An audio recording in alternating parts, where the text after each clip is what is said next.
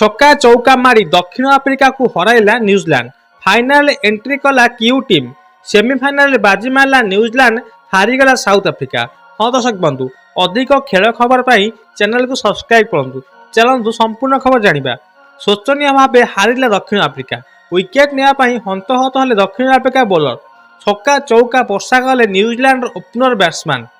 କମ୍ ବଲରେ ଦ୍ରୁତ ଶତକ ମାରି ରେକର୍ଡ କଲେ ଫିନ୍ ଆଲେନ୍।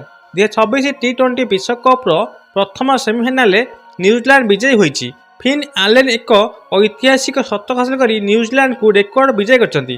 ଏହି ପରାଜୟ ସହିତ ଦକ୍ଷିଣ ଆଫ୍ରିକା ଟି20 ବିଶ୍ୱକପ୍ ଜିତିବା ସ୍ୱପ୍ନ ପୁଣିଥରେ ଭାଙ୍ଗି ଯାଇଛି।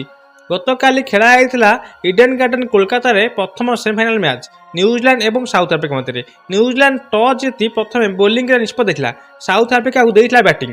ସାଉଥ ଆଫ୍ରିକା ବ୍ୟାଟିଂ କରି Aiden Markram 18, Quinton de Kock 10, Brevis 34, Stokes 29, Marco Jansen 30 ବଲ୍ରେ 55 ରନ୍ କରିଥିଲେ ଏବଂ ସାଉଥ ଆଫ୍ରିକାର ଅନ୍ୟ କୌଣସି ବ୍ୟାଟ୍ସମ୍ୟାନ୍ 2 ଅଙ୍କ ଛୁଇଁପାରିନଥିଲେ, ଯାହା ଫଳରେ କି ସାଉଥ ଆଫ୍ରିକା 20 ଓଭରରେ 8 ୱିକେଟ୍ ହରାଇ 169 ରନ୍ କରିଥିଲା।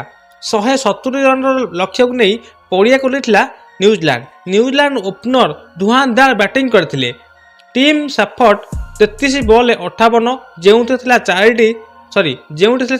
7ଟି ଚୌକା, 2ଟି ଛକା।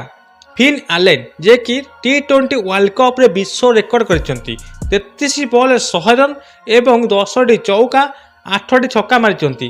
ଟି20 ୱାର୍ଲଡ କପ୍ରେ ଆଜି ପର୍ଯ୍ୟନ୍ତ ଏତେ କମ୍ ବଲ୍ରେ ଶତକ କେହି ବି କରିନଥିଲେ, ଯିଏକି ଫିନ୍ ଆଲେନ୍ କରି ଦେଖାଇଛନ୍ତି।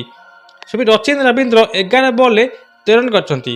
ନ୍ୟୁଜିଲାଣ୍ଡ ଏହି ରନ୍କୁ ଆରାମସେ 12.5 ବଲ୍ରେ ଆହୁରି 43ଟି ବଲ୍ ବାକି ଥିବା ପୂର୍ବରୁ ମ୍ୟାଚ୍ ଜିତି ନେଇଛି ଏବଂ ସାଉଥ ଆଫ୍ରିକା ପ୍ରଥମ ସେମିଫାଇନାଲ ମ୍ୟାଚ୍କୁ ପରାସ୍ତ କରିଛି। ନ୍ୟୁଜିଲାଣ୍ଡ ଫାଇନାଲରେ ପ୍ରବେଶ କରିଛି।